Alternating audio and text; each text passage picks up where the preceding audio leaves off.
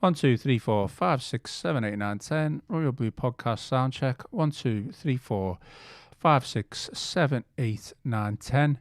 Friday show live. 1, 2, 3, 4, 5, 6, 7, 8, 9, 10.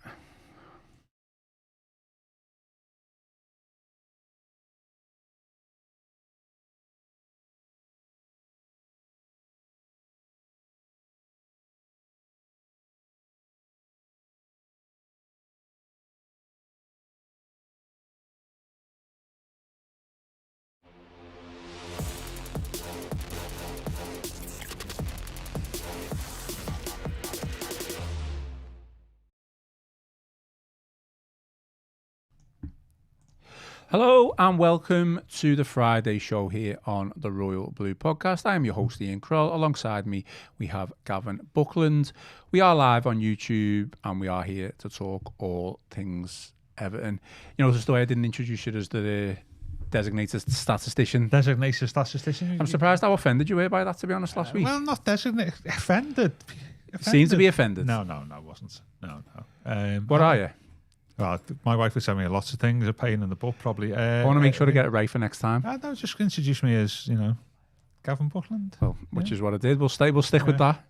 Very quickly, before we get into things and the agenda, and obviously David Moyes' press conference and Newcastle preview, what are your thoughts on a little debate? Well, not much of a debate, really. It was more of an agreement that Neville Southall should have a statue at Hill Dickinson Stadium. Chris Beasley was pushing for it on Wednesday's show. Where are you on that? As our greatest living footballer, and probably I'd say after Dixie Dean, our greatest player. The only caveat to put on that is I think there's a lot of people who wear, not a lot, that'd be that. There's several people worthy of a statue or statues, isn't there, at Hill Dickinson? Yeah. And I think there should be a wider conversation of how the club is going to honour those people who've contributed to our history over the years. Conscious that obviously, you've already got statues at the old site at Goodison Park. But within that, if you said, right, we're going to put like 2 or 3 statues here, Neville should be one of them as our greatest living footballer.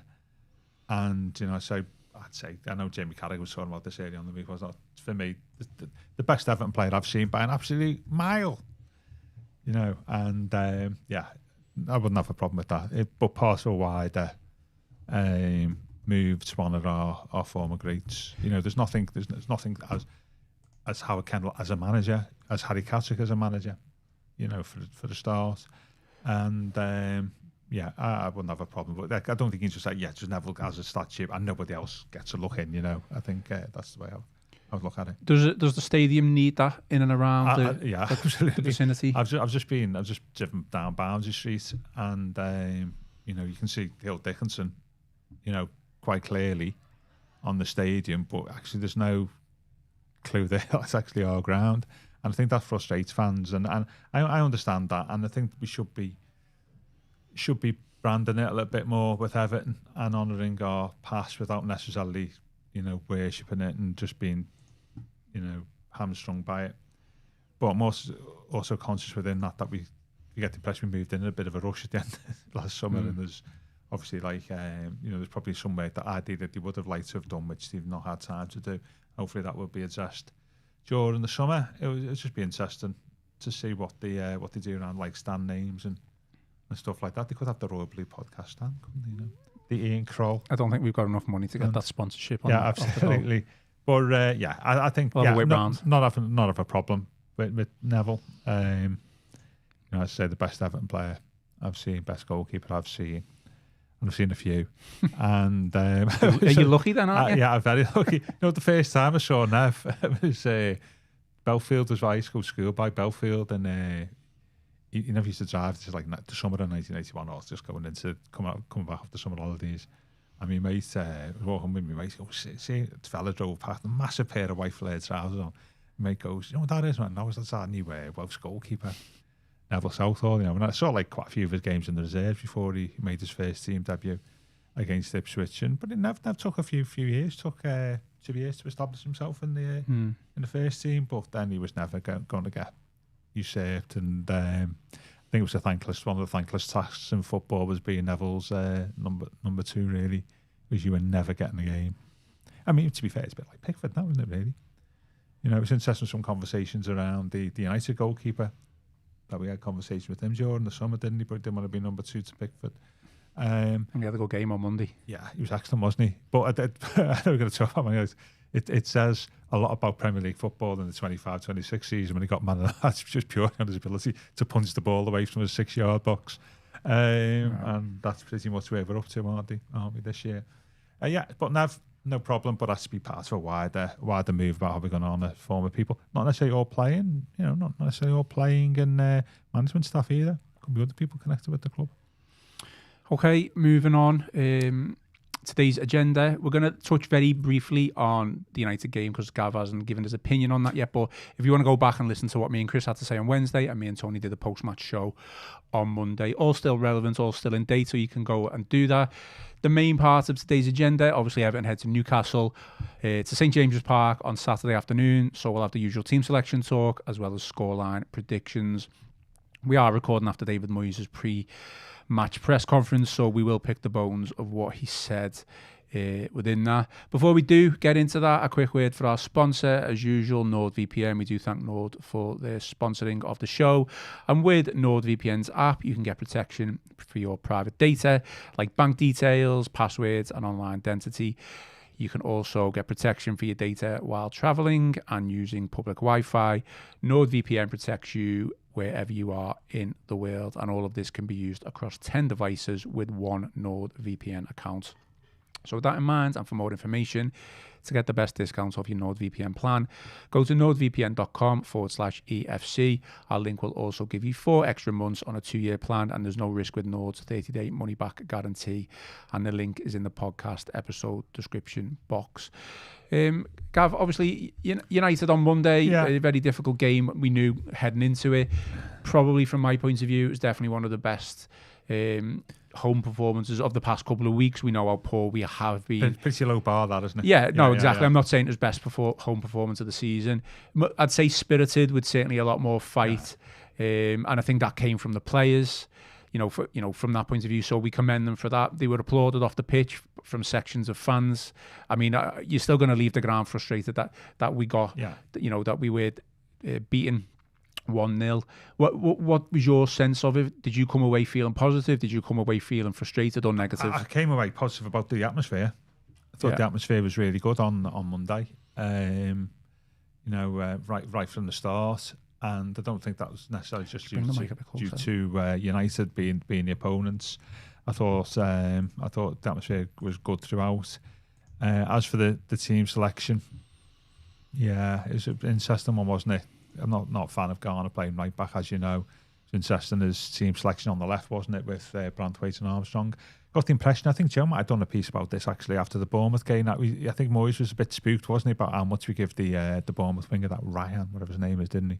And I get the impression that he wasn't happy with either Mikalenko and Tyreek George about the amount of freedom that he had on the night against Bournemouth. And I suspect that he wanted to address that, because you've got Amad Diallo playing out wide right for United, and they like to use the wings. And I suspect that was behind the picking of Branthwaite and Armstrong. Interesting, Armstrong, isn't it? He appears to be like somebody Moyes trusts, doesn't it? And there's been a lot of talk about players that Moyes trusts, and I think he hinted at that, some of it, in his press conference today. And it's taken as a compliment for Armstrong that he appears to want him on the pitch in any position, doesn't it? Really, at this stage, he's played them. He dresses kind of in his press conference, so we will come on to it. Which was interesting. And elsewhere, not a lot of quibbles really. I mean, I get there's some people left out that we'll speak about, and I thought we competed. We didn't really allow them a lot of chances. We got undone by a great bit of play by them, which, like all goals, I think could have been, was not necessarily preventable, but we could have done a better effort of stopping it. Really, I mean, when you've got one person at the back, doesn't it make sense to have your fastest defender? Well, so does the team selection in your eyes then not contribute to the fact that we can see that goal on the break? If Branthwaite's been playing centre half and Keane hadn't been, either stayed back and he probably would have outpaced and managed Bueno better, possibly. But just why didn't Branthwaite just stay back and Keane go forward? and we just got ourselves in an awkward position with those three. I'm going to call them centre halves, didn't we? Tarkowski was outpaced. Keane probably could have done a bit more. I thought Branthwaite Jackson was quite noticeable, wasn't it? But first of all, he just starts jogging back, doesn't he, towards our area. Then he realises there's danger and starts sprinting back, and by it's then too late. Sometimes, it's about sensing danger, and I think Branthwaite could have reacted quicker in that position because he may have got into the penalty area and been able to block off the pass. And so that was frustrating, but it was a great bit of play by United, wasn't it, really? The only thing that they did that was noticeable all night. We had a couple of half chances, didn't we? The one that I thought was interesting was the Armstrong shot, in that when KDH got the ball sort of at the edge of the area, wasn't he? Garner Gay ran through the middle, didn't he, between the Dewsbury Hall and Armstrong, and he should have just played in Garner Gay because he had Garner Gay's shooting's a bit erratic, we know that. Garner Gay had a clear shot and goal from within the goalpost, with it to the goalpost, and he was unmarked, and that was a much better selection than Armstrong, and I think Garner Gay sort of had to go home afterwards. That was frustrating, but I mean, we competed, we had a lot of the ball, didn't maybe pan out as what we were expecting tactically, what we thought maybe on Friday. We thought the United have a lot more of the ball than what they did. I think in the first half, they obviously dominated the ball, but they certainly had more of the possession overall. But I thought we came out in the second half with a bit more intensity. Absolutely, we had more possession in the second half, I think. Might be wrong on that. Anyway, but it was, I don't want to say positive thing, but we played worse than that at HT this season, haven't we?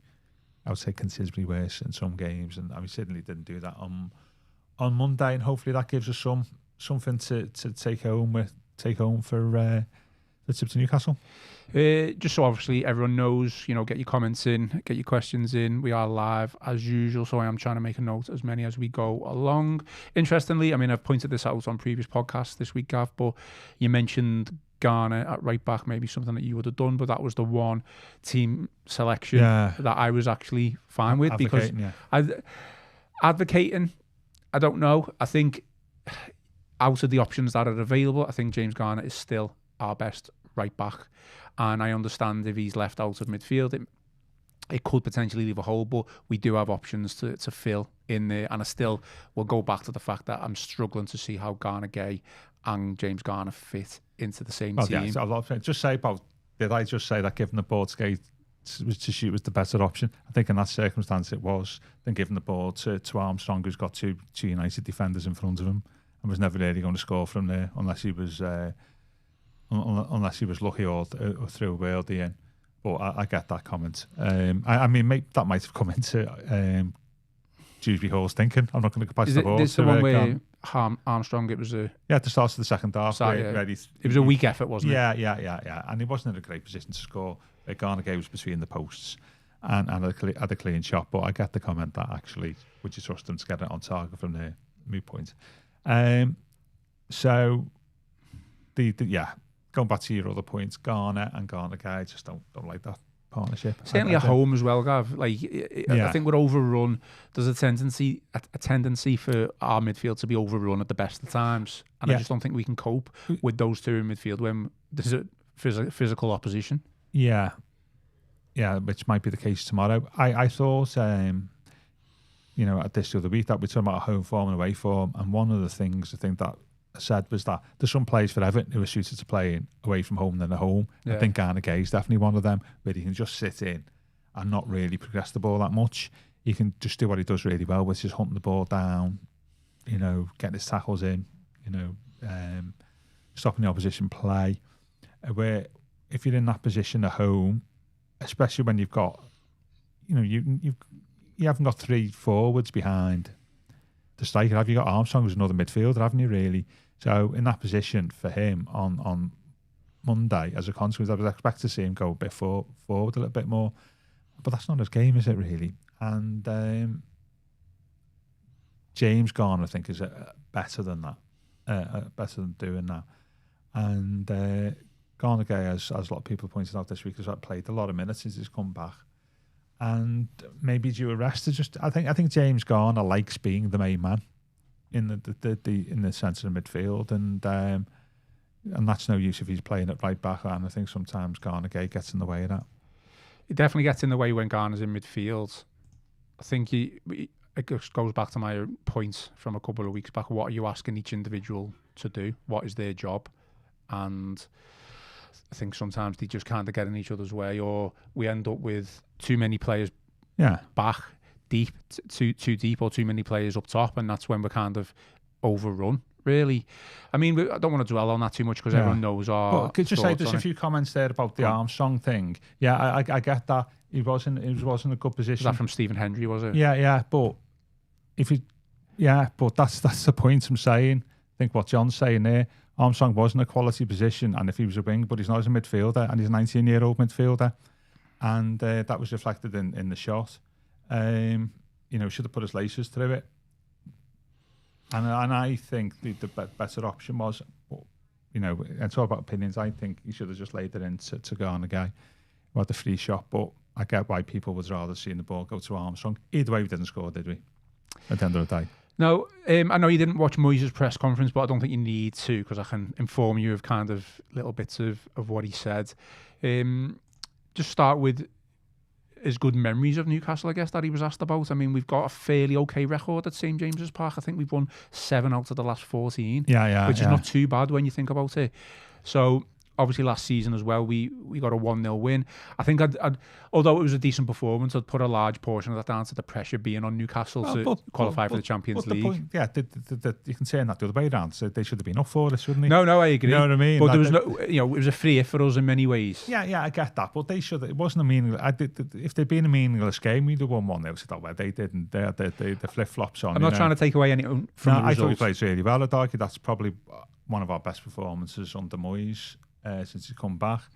And I thought Alcaraz played really well, didn't he? Sorry, I was just that comment there from the Blues. This debate that we're having with the people in the comments, and he goes, neither of them were scoring. Let's be honest. Yeah, that is probably, that's what I said, isn't it, really? It was just noticeable that Garnagay had to go at KDH, I think, from my vantage point, for not passing to him. KDH's view might have been interesting. He has got a good record there, Moyes, and I think, like I say, the end of last season, he was probably one of our best performances, I think, since he come back. Yeah, I mean, we'll dive straight into what I consider to be the main part of Moyes' press conference, because he was asked about team selection, and Vinny O'Connor and Julia Bolt specifically asked them about players playing out of position or not in their natural position, and what of other players, specifically like Asnu, Diblin, Roll, what have they got to do to get into the team?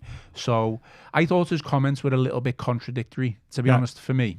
So I'll just read out the exchange. So the first exchange was earlier on in the press conference, and then the second exchange was a little bit later on. So there wasn't straight after each other.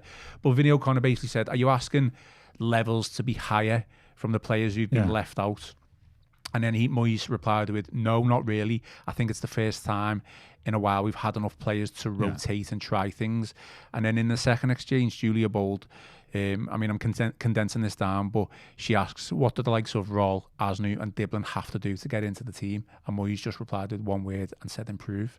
So for me, I think, is that mind games? Is that contradictory, unintentionally contradictory? He's saying that they're doing okay, but they need still to improve. So it is and it isn't, I suppose. But he should, what he's saying, I'm probably satisfied with the levels, but he needs to do better. Which he sort of said that about Diblin, didn't he? If you roll though, or real, you'd be saying that I played really well at Villa, and I did in a really well balanced midfield, and did the post in the first 10 seconds, and they've not played me since. I think he's had very few minutes since, hasn't he? If at all. And I get what Moyes is saying there, but I mean, he also are we playing? It's a bit. We were talking about this when Joe was here the other week.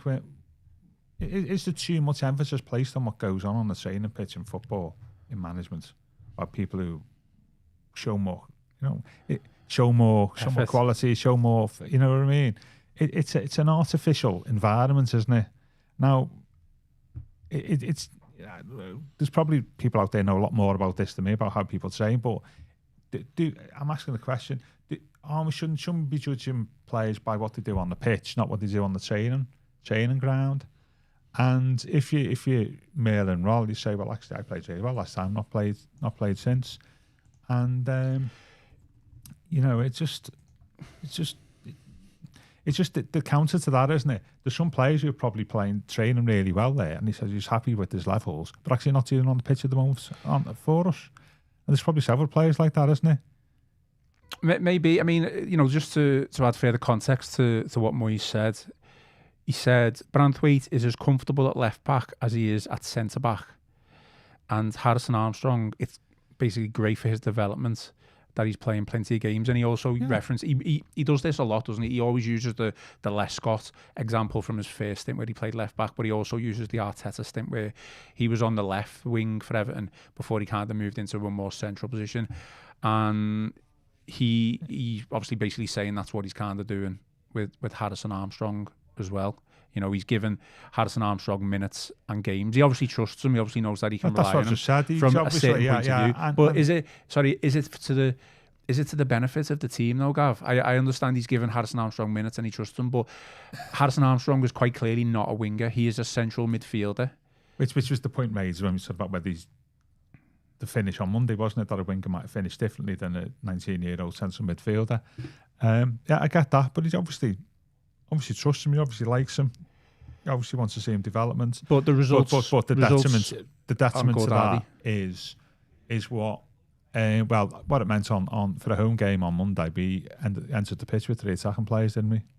We had 3 on the pitch, didn't we? Dewsbury, Hall, NJ, and Barry, and all the rest were either midfielders or central defenders, weren't they? Really. So that's where, from a balance perspective, regardless of what position he was playing, is you've got to get home game where you've not won for 5 in the Premier League, but you're only putting 3 attackers on the pitch, and of your midfielders, one of them is a 19-year-old who's just needing developments, and another midfielder playing right back. So I think you're right in what you're saying, but I judge it more in the balance of the team rather than the quality on the pitch. If you know what I mean? No, I know. I mean that's fair enough. I think we can have the debate whether who is a better player, Harrison Armstrong or, say, like, use an example, Tyreek George. But it's impossible really to have that type of debate because they are 2 separate players. From my point of view, it comes down to results, and he's doing a lot of the same things over and over again and not getting results. He's not getting the wins now. But he's tinkered around a lot, hasn't he? I mean, isn't that the problem? But just changing your team selection, is that just a solution? You've got to kind of try and change your approach, and he's changed his team selection to the detriment from my point of view, and results at home reflect that. Now, when he came in last season, obviously I thought tactical genius because he played Jake O'Brien in a right-sided defensive point of view. Absolutely. But if you remember that Tottenham game, it was in possession. It was a 4-4-2, wasn't it? Because we had Lindstrom playing on the right, and then out of possession, Lindstrom was kind of the right back. But it worked, though. Yeah, because O'Brien, as a centre half playing fullback, then shifted into the centre half position, and then allowed Mikalenko to bomb on down the left hand side. And but it worked. So he persisted with it. Absolutely. But now it might be working away. I would not be surprised if Jake O'Brien plays right back. Well, I think so. He will play tomorrow. I think someone just said that before centre halves tomorrow, and I think he'll be right. In many ways, because it's worked in the past, I'm actually fine with it away from home. But at home, when you've not won in 7 games and you're persistent with square pegs and round holes or players out of position, it's hard. It's hard to convince me. It's hard to convince you. It's hard to convince the fans that this is the best approach going forward. Do you know? And what, in terms of switching things around all the time? Or? Well, playing players out of position. You're not telling me that Jared Branthwaite is better at left back than he is at centre back. I mean, the difference between, like, say, talking about Branthwaite and between Lescott and Arteta, that was when they were just in the team, weren't they? Branthwaite's been at the club 6 years. Branthwaite's been at the club. Exactly. He's played at least 1.5 full seasons as centre half, so he's not somebody who has just come to the club this season and just say 4 years ago, 5 years ago. Yeah, it was really good. And he had played left back a while back. He's obviously an established centre half, isn't he? You know, we all know that. That's his best position. That's his natural position. So just play him there. I don't agree if Moyes was arguing in the press conference that I've switched things around with Lescott and Arteta. Well, that was when they joined the club. Different height, different time as well. Yeah, absolutely. And you know, he could play Lescott because he had like there's a bit of how many games Lescott played the left back, by the way. Yeah, you know, it's not as many as what people. Right. There's not many people. Not many as what people think, because you had like Jagielka and Yobo, who were like really good centre halves. So I'm not sure I follow his logic there. I think Branthwaite is at a different place in his Everton career to Arteta and Lescott. I mean, Branthwaite's 24. Arteta's been at Everton 2-3 years by the time. And I'm sure I read this week some comments from Branthwaite in The Athletic, a Paddy Boyland article. You read between the lines, Branthwaite wants to play centre-back. Yeah. And look, we've discussed this, but when Branthwaite plays, the players around him seem to improve. Well, Mikalenko does, doesn't he? Tarkowski as well. Before, yeah. And it just gives us more pace in central areas, doesn't it? Which, as we've seen on Monday, was lacking. I mean, Moyes not in trouble at the moment, is he? But it's a very tight middle of the table. We have got a tough end of the season, haven't we? Particularly at home. Isn't a starting point. Who are my best players, and I will put them in the best position, which is everybody saying at the moment. And I think that's effectively what you're saying, aren't you, really? If you put your best players in the best position and then move on from there. So put Branthwaite centre half, put Garner centre midfield, that type of thing. I'd put NGI left wing within that. But it's not, sorry to interrupt, but it's not like this is the only time he's done that this season. We've had a Dwight McNeil, who obviously nearly got us moved to West Ham, wasn't he? Crystal Palace, sorry. And he seems to be a Moyes pick, you know, a couple of weeks back. But again, a left winger playing on the right-hand side, playing out of position. So it's not like the first time he's done this. It's just kind of, is he just fitting players in there just for the sake of it? Not just for the sake of it. I found some of the decisions a little bit baffling. Some of that was down to the AFCON, wasn't it, and stuff like that, wasn't it? And Dewsbury Hall being injured. But so that wasn't that. But you can't compare that to now. Is Dwight McNeil a right winger, Gav? No, not really. And but I think that's gone, hasn't it? Really, it's just where we are now as a squad, and he has got close to a fully fit squad, as he was saying. Where do you put your players? And your starting position is you put your best players in your best positions, don't you? And that applies about four players in the squad, 4 or 5. Dewsbury Hall behind the striker, NGI wide left, Garner through the middle, Branthwaite centre half. Take it from there. Pickford in goal. There's 5. You know, I mean, I never had Moyes down as a tinkerman. Well, I mean, he's tinkering with the defence quite a bit as well. I'd never have Moyes as a tinkerman based on his managerial career of 25 years, but he's got into that territory, hasn't he, since the AFCON. If we were getting the results, obviously we have a way, which is fine. I don't think anyone's. But they can only go on so long. You're not gonna carry on winning away from home for the entire season and not doing great at home. At some point, you've got to shift, haven't you? And if we were getting the results at home with the team selections, I think everyone would be like, "Well, fair enough. Yeah. Like, that's fine. It's unorthodox, but it's working. It's not working." Yeah, but yeah, and I think we've played harder teams at home, haven't we? More physically challenging teams at home than what we played away. We you know, that hasn't helped. Well, the calibre of quality over the course of since we last won at Forest, I'd say, has been, you know, mixed. Yeah. We've obviously had the United, Arsenal, and then we've still got the likes of Leeds, Wolves there. So it's not like we've had a tough run at home. Yeah, but some of them teams, you know, caused us problems, didn't they? Well, we've got Newcastle coming up first, but Burnley, I'm dreading that game because we know exactly what they're going to do. Yeah. And we are just going to struggle with it. Yeah, absolutely. Yeah. So what your suggestion was? Quickie, what do you think our best team is on paper right now? Yeah. Right now. Yeah. Put me on the spot here now. Yeah. Go on. Well, because a manager should know his best team, shouldn't he? Yeah, absolutely. Okay, so what do you think Moyes thinks his best team is? That's a completely different question. Okay, okay. Well, either way, go on. Name your best Everton team. Pickford in goal, Mikalenko left back, Jared Branthwaite centre back. I would go with O'Brien based on I do think that from the evidence that we've seen, Branthwaite and Tarkowski have formed a better partnership. We just haven't seen enough of Branthwaite and O'Brien. But I think Tarkowski on form, despite being the captain. And he's a leader, and we need leadership on the pitch, don't we? That's fine. Yeah. So I would go with O'Brien.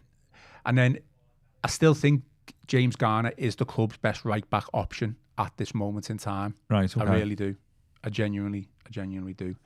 Mikolenko left-back? Yeah, I said Mikolenko left-back. Midfield too? I still think there's room for Gay in there, certain qualities, certain times when James Garner's not in the midfield. Yeah. So you got Harrison Armstrong in there as well, Dewsbury Hall, but you could have a Malin role in there without Gay if need be. You've got Tyreek George on the left, Ndai on the right, and then a Barry. Big shouts about George. Just it's based on someone being a natural sided left winger. Yeah, that's literally all it is. Who else goes in there? And Jai, you play wide left, wouldn't you? And who goes right? Diblin? Possibly. I don't know. It's just I think there's a starting point there, but you can 5 or 6 players there in the best positions, and then you can talk about the rest, can't you? But at the moment, Garner has to play centre mid. I mean, there's shouts outs there, isn't there? For Patterson, not letting Moyes down. So based on what you're saying, there with Garner playing centre mid, then obviously that leaves a whole right back. Yeah, so Patterson, okay, that's fair enough. Yeah, absolutely. He's not done. I was going to say, is it O'Brien or Patterson? Yeah, it's not done anything wrong for me. And the midfield, the back four looks far. We spoke about this the other week, didn't we? When you've got a bona fide right back, and you've got 2 centre halves and a bona fide left back, it just looks far more balanced. The back four, and that's what we should be starting with for me. And that leaves Garner and another in the centre mid, and that could be Rail, could be Irabunum, could be Garner, Gay, but there's probably, if you do that, there's probably 2 places I think up for grabs. That's the midfield partner for James Garner and one of the wingers. If you play NJ one wing, who's the other? That just leaves 2 places up for grabs, which is not a lot, is it really? I'm assuming Barry is gets ahead of Beto these days. By default in many ways, but he's obviously still probably the preferred option. Just moving on a little bit, Gav, obviously you've mentioned that the run-in is a difficult set of fixtures, no doubt. We've got 5 home games. Liverpool, City and Chelsea being 3 very tough ones. Burnley, Sunderland, obviously the other ones. I mean, how many has he got to win to keep the fans... Keep the wolves at the door. Yeah. Look, I'm not suggesting Moyes needs to be, anywhere near the sack right now. I'm not. I think in... Okay, let me ask you another question. In terms of how we finish this season, if we go on a bit of a poor run and finish bottom 10, is his future, do you think, in doubt for the final? Separate question, isn't it? Final year of his contract. There's also deeper stuff here as well. Are you going to give Moyes money in the summer to spend on a team? These are all separate questions, aren't they? I know. I like to ask questions. I think it's not ideal the manager going into his final year, is it? Really. And at the same time, does finishing 9th means he stays and finishes in 11th means he goes? 2 places different. I certainly think if we get into Europe, which is looking increasingly unlikely, isn't it, as the weeks go by, I think that would probably keep him. But then getting rid of him, and I don't talk about Moyes' future, I'm just thinking the scenarios here, is you've then got to bring somebody else in, which, who is that? And what is their role? Is their role to just carry on Moyes' work or to go off in a completely different direction? And we just spent a load of money last year. If you keep him, you then got, I mentioned last year's contract, which can be difficult. And also as well, what's really difficult is when a manager and a player are both on the final year of the contract, when both of them, in terms of their relationship, because there's no wriggle room. Any manager will tell you that. Because they know you're going, they're going, and the sort of relationship becomes very difficult then. And I think... there's an argument, isn't it? There's a further argument, though, there, isn't it? It's being slightly controversial, is What are our expectations? Does when going to a new ground mean your expectations are raised, and then that leads you to do a load of bad decisions? You know what? It's noticeable, isn't it? It was 2 of the bottom 4 clubs at the moment in the Premier League, or 5 clubs. West Ham and Spurs, 2 clubs have moved ground in the last 10 years. You shouldn't really be there. And one of the reasons I think for that is raised expectations, move ground, and that means that every manager who comes in ends up getting the sack really quickly. I mean, Spurs have had 6 in 6 years, haven't they, since Pochettino, and 4 interim managers. I mean, West Ham, apart from Moyes for 4 years or whatever it was in the job, I've also had to burn through a load of managers. Do you think the Freakins would be looking at and thinking, actually, and this may not be palatable to supporters, maybe thinking, actually, we don't want to go down the West Ham and Spurs route. We are more than happy to have Moyes' steady hand on the ship for 3 or 4 years, so therefore we'll extend his contract.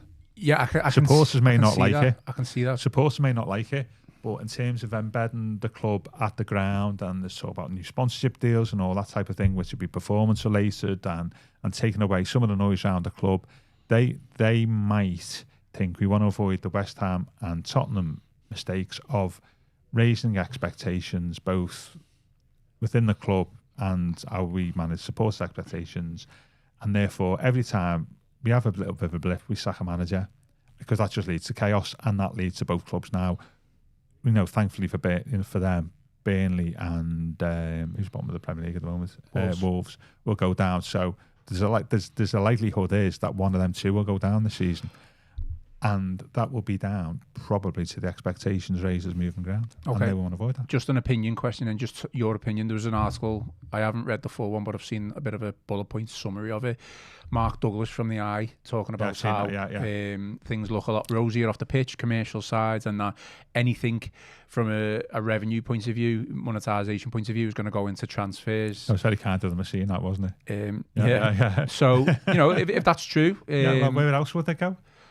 Yeah, in the back pockets of the Freakins. Yeah, I'm not advocating for that. No, basically, my question is: they're talking about again another spend of over 100 million in the summer? Yeah, obviously, I know a lot of other Premier League clubs are going to spend as well. But your personal view: would you give Moyes the summer, and would you give him the money to spend? Would you give him the final say? Sorry. Well, I think that depends on whether you extend his contract or not. I mean, I think that only makes sense if they say, listen, listen, David, we like some of the work you've done here, regardless of our home form. We want a bit of a steady hand, say, on the ship in our first few years here. Are you okay if we talk about a new contract that, say, extends it by a year or something like that, and then that'd be okay with that. I'd rather have that than, and some supporters might not like that, and I get that. I'm just thinking the Freakins angle here. I'd rather have that than Moyes' long-term future is under question, but we're going to give you a load of money to spend. That being said, that's what transfer committees are for, aren't they? That doesn't, if you have a properly working transfer committee or football and strategy or whatever, it doesn't matter who the manager is.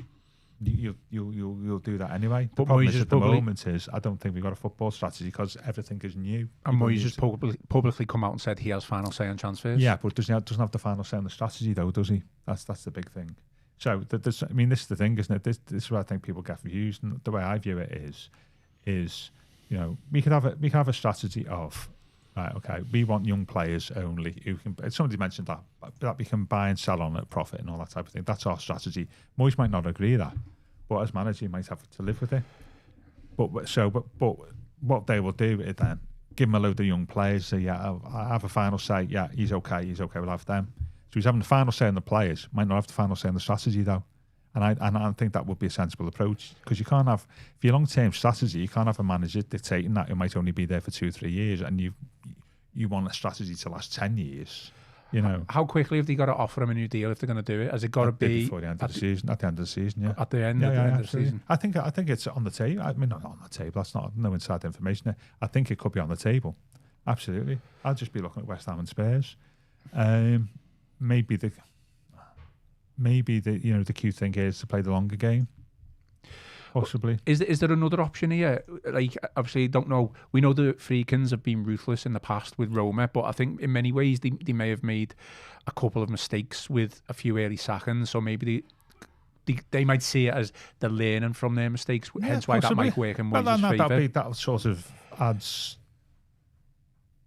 justification for that argument, doesn't it? Really. But is there another option where they might see themselves being opportunistic or in many ways ruthless, where they might see a manager become available in the summer and think, right, well, we need to pounce right now and get this new manager? If there was, there may even be conversations going now, mightn't there? That's what I mean.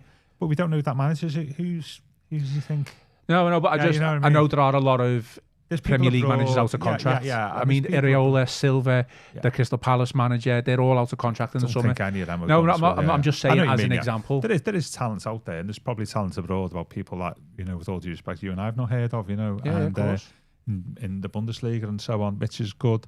But some of this is down to the culture of the club, though, isn't it? We're not advocating Moyes getting sacked. We're just thinking how the Friedkins are going to play it with regard to transfers and squads and all that type of stuff. If Moyes had 2 years or 3 years left on his contract, we probably wouldn't have this conversation, would we? But the fact he's going into the final season, it's on the agenda. It's got to be for long-term planning. It'll be on the agenda in the summer. And especially when results, at home aren't the best. Yeah, because that's how the fans, understandably, view the temperature of their feelings for the club through the home results, don't they, rather than the away results, because you're seeing them every week. Did you see that article from Sky Sports News earlier in the week about how away results have improved over the course of football history for the past 400 years? It's quite interesting. Yeah, and there's many reasons for that, isn't it? Richer clubs who win away helps, I think, to be fair. It'd be interesting to see whether they're actually just down to six big clubs always winning away from home every week. I think I would only advocate giving Moyes money to spend in the summer, a considerable sum, if they extend his contract. There is another option here, is they don't extend his contract and don't give him, limit the amount of money they give him. But I don't think that would be for is the that not just wasting a year, though? That is, It's treading water, aren't you? Yeah. It's an interesting one. I think the results between the ends of the season may dictate that decision, but then again, I don't think they should enormously. It should be totally based on that. From what you were saying, top 10, top 10 you stay at Everton, top 10 you go. There's stuff around the edges there, isn't it? But I think it's going to be, 18 months into the tenure at the end of the season, the Friedkins, whatever, it's going to be the biggest decision thus far, isn't it, really? But I wouldn't rule out an extension. I think we should also take into account Moyes' demeanour over the next couple of weeks and months. Possibly. Because we know we can't hide it as well as maybe. Yeah. So, he can get frustrated. I'm sure there will be conversations had about summer plans, and, it'll be interesting to see his external reaction in press conferences to, to his question about summer plans. Well, is he just on board with what the club, from a hierarchy point of view, want to do? Yeah, I mean, and by the way, there's another angle here, isn't it? And I think Moyes said this when he started. They may offer him his next chance. He might not want one. He might just want to finish. Yeah, absolutely. I think he said that, didn't he, when he came? That actually, that perhaps he didn't want to go beyond the 2 years, given his age and stuff, and how many years he's had in the game, and he might not want to go beyond the 2 years. Okay, just going to read out some questions, and then we'll do team selection and score predictions for Newcastle. So Michael Church has backed up your claim with regards to stadium, or he's backed up Alan Myers' claim. Anyway, Michael Churchill, says Alan Myers said a few weeks ago that Hull are the only club to move into a new ground in the Premier League era and have a plus points in their first season. Yeah, but that's not the point I'm making here. But the point I'm making is we've been through that. We've been through that, and I thanks for the stats that backs our argument up. The point I'm making here is moving ground and the raised expectations that gives everybody at the club and in the fan base. But ultimately, if things start deviating from that and going downhill a little bit, does that then lead you down a back alley of bad decisions, which has been the case at West Ham, it's been the case at Spurs. And, the Friedkins would be looking at them two clubs and saying, what are the lessons learned that we can get from those two clubs who've moved ground? in the last 10 years in the Premier League. And one of the answers for that is have stability in your first 3 or 4 years, and have that as your foundation to move on. Don't chop and change your manager. Simon Coolhand Luke believes the club are only going to buy mainly youngsters. The 2 players that we brought in who were over 24, Dewsbury Hall and Grealish, were both automatic starters, and the youngsters can't get in the team this season. Yeah. I think that's the thing, isn't it? If you're gonna bring in a youngster and try and build him into the team, you do need that mainstay in there, probably ahead of him, who's the pressure's on that player. You can bring too many youngsters in at the same time, and you have a squad imbalance, can't you? You know, I've said this before many times. What you want and this is I've looked at all the top teams like this. You want your bulky players in between the ages of 24, 28, 29. A bit like Moyes in his first port of, his first time he was here. You can get away with a couple over 29, get away with a couple under 24. But that's what you want. That's what you want your core group to be in your team and in your squad. What you don't want is to have the other way where you've got quite a lot of youngsters and you lose out with players between 24, 29, like KDH. And so on, and that's when it becomes difficult to build youngsters. The balance is not right in the age profile of the squad. Roy Nixon says the one up and coming manager I would keep an eye on is Cesc Fabregas at Como. Yeah, he's not coming here, is he, Cesc? As if I know him. Yeah. But yeah, he is a good manager. Yeah. But born on the day we last won the title, by the way. There's a fact for you. Well, bring him in now then. Yeah. Brian Burns says Moyes is mad. Branthwaite just as good as left back as centre half ? Harrison doing really well on the left. He's a central midfielder. Also, Roll, Asnu and Diblin need to be better. Roll was good at Villa and has had no minutes since. Yeah. I guess that one is the biggest conundrum, isn't it? Because you can understand Diblin not playing because when he's come on, he's flattered to deceive.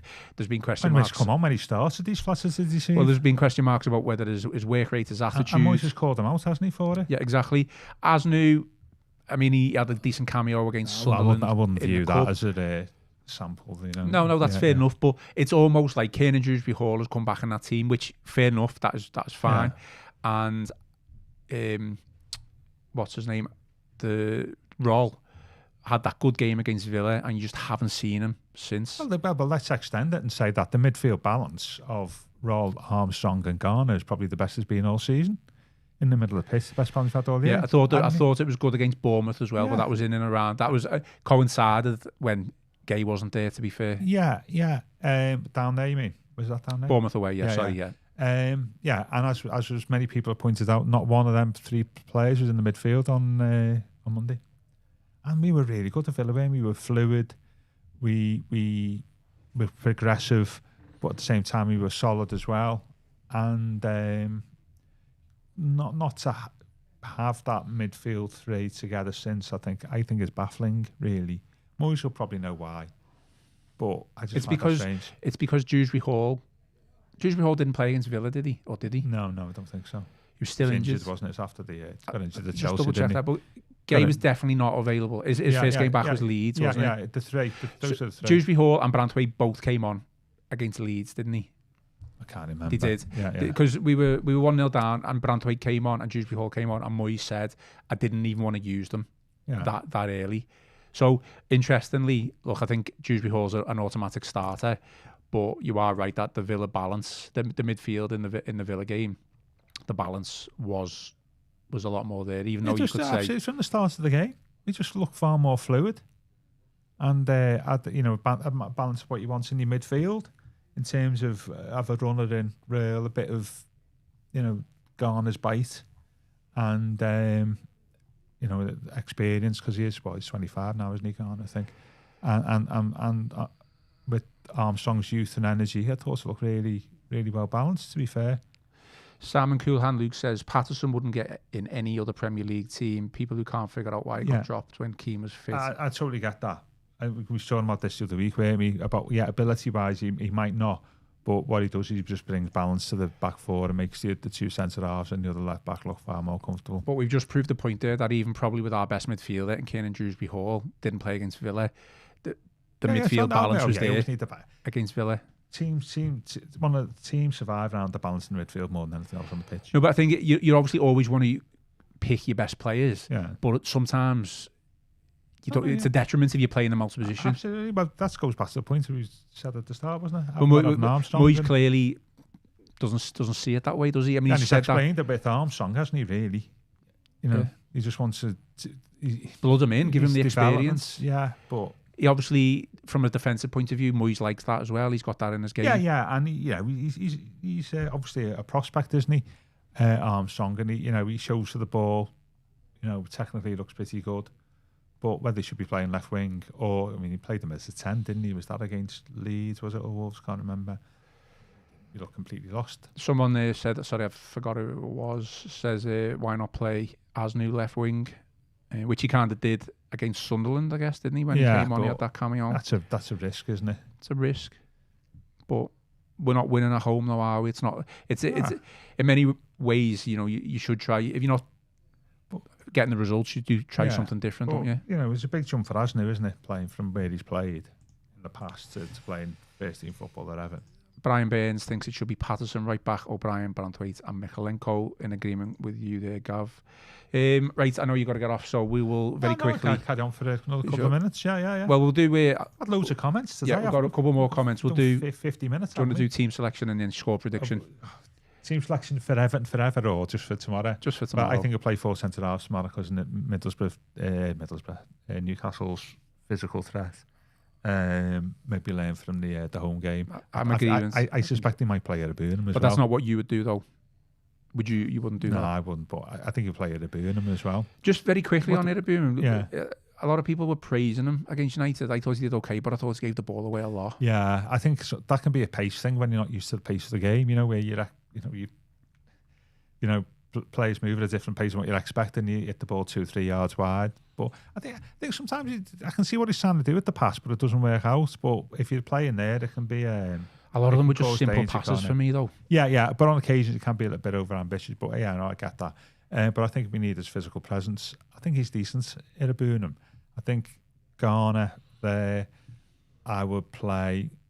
He just goes back to the conversation before. Dewsbury Hall, he's been patchy, hasn't he? Dewsbury Hall, not the player since he's come back from injury. Njai's not the player since he come back from the AFCON, is he either? But they're both in the team tomorrow. Barry, I think, has cemented the number 9 role, hasn't he? And then I would, if he's be interesting to see, he might play Armstrong again, wide left. Yeah, I think he will. I think he will. I think he will. But I would play at a Burnham and Garner as the 2, and take it from there really. But we're just, you got three attackers on the pitch, haven't you? From 10 outfielders, which is not a great balance, is it? The only positive, or not the only one, but the positive is that we've got tremendous away form and we've got a good record against Newcastle. Absolutely. So, quite clearly, this has always been the case, but never more so in the Premier League, that playing away from home is completely different. But it doesn't guarantee, that history doesn't guarantee anything, but that's the one thing we've learned. They're under a bit of pressure, aren't they, Newcastle? Got beat last week, didn't he? And yeah, it should be 3 o'clock game as well. All our aways are 3 o'clock Saturday, all our homes are like midweek at stupid o'clock, aren't they? Yeah. And we've got a Chelsea Saturday tea time, isn't it? Yeah, so some good comments today. I always like it when people disagree on there because it shows you that actually. Well, it's all about opinions. Yeah, that's good. That's good. Yeah, it would be disappointing if everybody agreed, wouldn't it? Really, it'd be boring. Stephen Frost says, "I'm not holding my breath, expecting another victory. We aren't that great. We've done well, and are better than last year." Stephen Hendry says, "Here's hoping Moyes has until the end of the season, and we get Iriola in, another forward-thinking manager." Iriola's going to come here, is he? Mark Foster says, "The only 2 games we have won convincingly at home are Forest and Fulham. Our home form since Moyes has returned has been really poor." Yeah, I mean, have you seen that stats? I don't think we've beaten anybody but 14th in the table at home since he come back. Right. Yeah. That, I think is it Michael Churchill was saying about Asnu? Is Asnu coming from, where was he last year? Valladolid? Yeah, that's what I was talking about. I know he's played for Bayern previously, but I was talking about his previous club. And comes to the Premier League from there. It's a bit of a jump. yes, I think, but hopefully we'll do well. I think ultimately now, is this going into a period where Moyes has felt the most pressure, not for his job, but just more so from the fans are getting a little bit frustrated. Obviously, and I think that fans are quite right. Chris made a good point on Wednesday about the importance of these 2 games. Next 2, well, yeah, absolutely, I totally get that, because we've got a few hard games coming up. There's a break after Burnley, isn't it? And then it's like Arsenal. Yeah, we got a break of 3 weeks at some point, haven't we? But the Arsenal game could change. Yeah. So we don't know. That might not be the 2 p.m. Sunday slot that we are expecting it to be. I think that's Mother's Day that as well, isn't it, the Arsenal game? Well, I'll tell you what, we should find out, actually. Because the draw, The draw. Could have made it an exclusive. Unless Arsenal have got to get through the next round for it to be decided, I guess. Chris's point was good. Points, really. How many points would you think is acceptable for Moyes for the next 2 games? I think it's got to be a win against Burnley, 100%. Yeah. I think, obviously, a defeat against Newcastle would be disappointing, but probably looking at it conservatively, it's got to be a minimum of 3, hasn't it? I don't think, with a point are the game, so you only get 2 points, don't think that would be good enough, would it? It's got to be 3, at least a minimum of 3, which means you'd lose and It's one. got to win, yeah. So minimum of 3, 4 would be decent. 4 would be fantastic, but it's got to be. I'll take the points against Newcastle and win against Burnley. Yeah. I think I'm being picky. Yeah, I think a win against Newcastle followed by a 1-0 home defeat to Burnley, and then you're off for what are we off for? Then is it 2 weeks? Is it? But that would just be exactly what's happened. We'll be back to square one, which has really been the story of the season, hasn't it? You know, a good away win followed by a disappointing home result, and then everybody's back down to earth. Then so. It'd be interesting to see his team tomorrow. Are you going to give us a score prediction for Newcastle? Have we had a goalless draw away from home this season? I don't think we have we? Can't think off the top of my head. I'm going to go for a goalless draw. But I think the Blues are saying that the Burnley game is massive. I concur with that. It is massive. Obviously, we've still got the Newcastle game. So if we win that, that'd be fantastic. And then, like you say, back to kind of square one. Sorry, I'm just trying to see if there's been a goalless 0-0. No, I don't think there has. A goalless 0-0. Goalless 0-0, yeah. Burnley 0-0. Oh, yeah, I was there as well. Yeah. And how did you forget? Yeah. Well, actually, did you see the game? It's very easy to forget. So I suspect a goalless draw. I think he'll take a goalless draw tomorrow, Moyes. I'm going to go 1-1. I'll go 1-1. Yeah. Just play conservative. But it has to be a win against Burnley because, and certainly if the performance isn't there against Burnley, it's going to be very frustrating. Yeah, remember the last time we played Burnley at home, was it 2 years ago, that sort of kill or be killed game with dice where we were both at the bottom, and I think we won, didn't their goalie hit the ball straight to Calvert-Lewin. Yeah, and it went in. That was a big change, wasn't it? That season. Yeah, I think a draw is probably a fair result. Be interesting to see his line-up down and the what do they call it? The fume on social media if certain players aren't and playing certain positions, which is understandable. To be honest with you. Okay, we are going to finish off now. Chris and Joe will have all your match reaction on Saturday on the Liverpool Echo website. We will be back with a podcast on Monday to react to the Newcastle results, and we'll also have to preview the Burnley game as well, which is the following night, 7:30 kickoff. So plenty to get through over the next couple of days. Gav, any final thoughts before we shoot off? No, only I mentioned it briefly in the WhatsApp. See the Premier League are doing a direct to customer provision for Premier League football in Singapore as a trial. I think I did see a line from that. Which is quite important in the way the game might go in the future, where the likes of Sky, Amazon, whatever will be removed from the market, and the Premier League will just make the whole thing themselves. Which I think for me would be the wrong decision, but there you go. Well, plenty of content and shows ready to go on that over the next couple of months, I'm sure. Okay, that is all for today's show. Please remember to give us a like and subscribe to the channel if you haven't already. Drop us some 5-star reviews on Apple and Spotify as well. Most importantly, enjoy the rest of your day, enjoy the rest of your week, and hopefully you'll enjoy your Saturday with an Everton win. I've been Ian Croll, joined by Gavin Buckland, and this has been the Royal Blue Podcast.